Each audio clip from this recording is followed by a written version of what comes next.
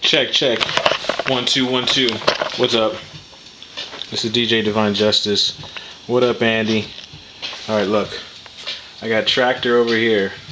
Traktor is being controlled by this MIDI controller, meaning that I can have the crossfader activating, as you can see, the crossfader, and up and down knobs.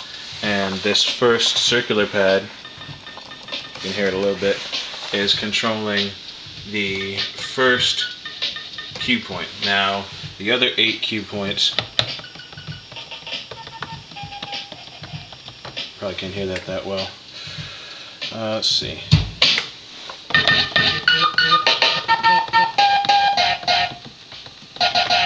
Oh, there should be a cue point there. Alright, so I only have 6 on this one. Up and down in the browser, left and right, loads it. You got high, mids, lows. This is a pretty sweet filter. This button switches this from a kind of just tap mode to a jog dial mode where you can scroll through the song a little bit faster.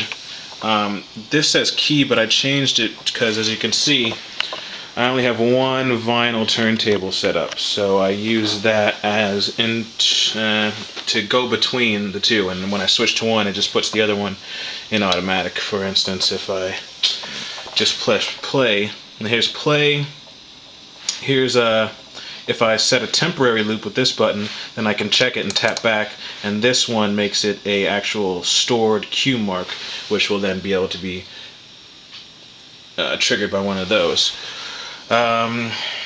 And if I have this button on, when it sets either the temporary cue or the stored cue, there are cue marks that you can't quite see, or actually they're grid marks. When it goes through and analyzes the song, similar to an Ableton, it sets up marks where it thinks that there are important or loud markings. So this is now playing in regular mode. I'm going to go ahead and start the turntable.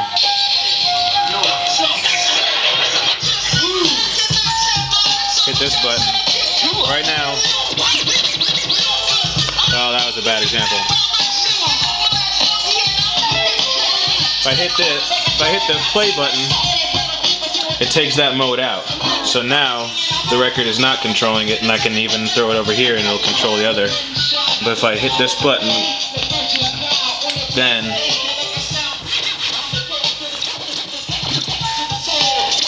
alright, so that's simple enough. Now, in order to do this, I'm using this as a sound card. So I have this going MIDI into this sound card, which is going FireWire into this laptop. We got a little iPod for our storage, and this USB is from this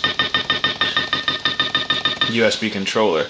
Now I got 2 wires coming out of here. One's going to work as the master coming in on track 1. So when you play it, you'll hear and see that it's coming in on track 1. Also, if I cue this track, then it's also coming through track 2, as you can see. So I just keep the track 2 volume down all the way and keep the cue button on, and so then it works automatically as a cue, so I don't have to change the cue over here. This track 2 is automatically working as a cue for this program. Now track 1, since this mixer also works as a sound card, it's going FireWire into this laptop. And you can see on, we have an input coming in on 1, and just to show you kind of like what the idea is trying to be is, you know, pause this, but take those same cue points, and let's see, you can start off with just a little drum.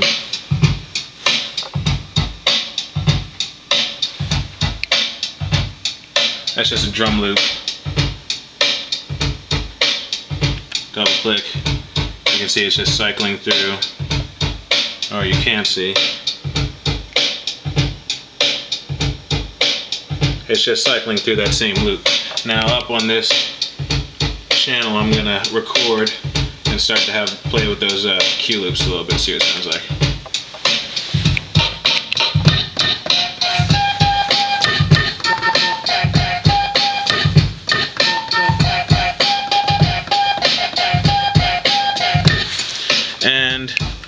that'll get played back almost immediately. Oh, of course, at a decent volume would be nice.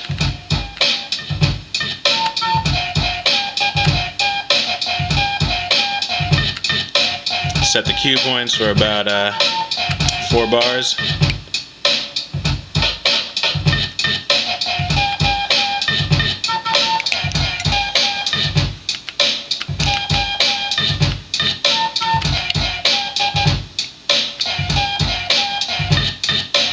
And I think I gotta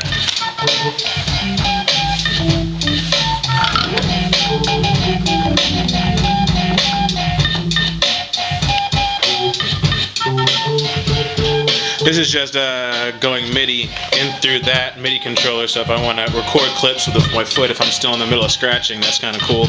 And that's going, then that controller is going MIDI into this mixer, and so it's both getting picked up. You can see there's a little button up there. That little light in the right hand corner signals that it's getting a MIDI signal.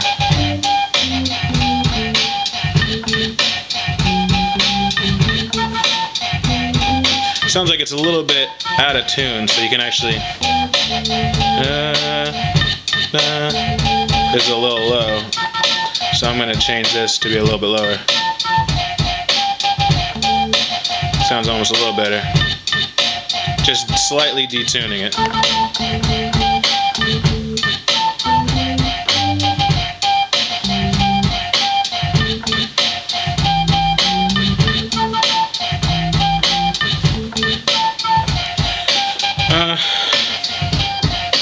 I think that's about it. Hopefully this gives you slightly of a better idea of what I'm doing. Oh, I had to map these filters to the point where kind of map them 3 times. So like say for this one, when I turn it, you can see it goes on. When I turn it all the way down, it's going off, and when I hit it back on, it comes back on, and when I hit this button, it goes off or goes on, and that's kind of like a cool stutter effect. Oh, and on Ableton, I'm using these other 2 tracks as this is the main master, the same way that this is the main master for Traktor, and this works as a headphones for Ableton, so in case I want to reroute it, like there's 2 ways to route over here in Ableton where you can route the master and the headphone out. So if there's anything I want to sample before I actually play it or record it or anything, you know, it's just always good to have a headphone out. Getting back to this stutter effect, the cool thing is that I also map the outlet, the outlet, which means the output, which allows me to get feedback, so that when I turn this off and turn it back on, it's working in the same way as this one, so when I turn it off, the lights goes off, and when I turn it back, the light comes back on. So if I'm playing this song,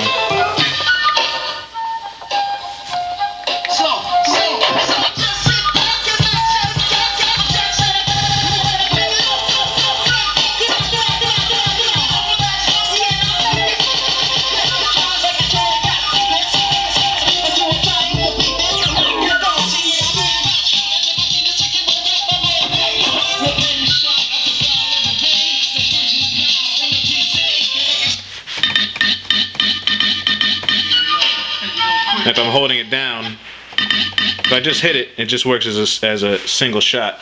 And if I want to hold it down and then let the track go, just press play. Works.